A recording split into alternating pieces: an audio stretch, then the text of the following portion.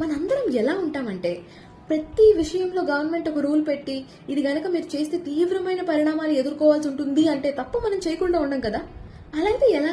సరే సరే సరే ముందుగా అందరికీ దీపావళి శుభాకాంక్షలు. దీపావళి అంటే దీపాల వరస అని అర్థం. ఆ దీపం కాంతిలో చిన్న చిన్న జర్మ్స్, బ్యాక్టీరియా అన్ని చచ్చిపోతాయి.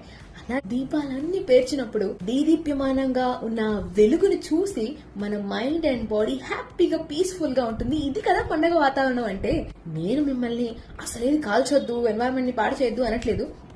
బట్ మన తరపున మనం కొన్నైనా తగ్గించాలి. ఒక 4 కాకర పువ్వొత్తులు, 3 చిచ్చుబుడ్లు, 2 భూచక్రాలు చాలవు మనం ఆనందంగా జరుపుకోవడానికి.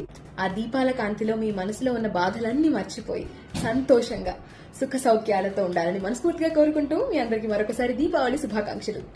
Have a safe, happy, prosperous and a mindful Diwali.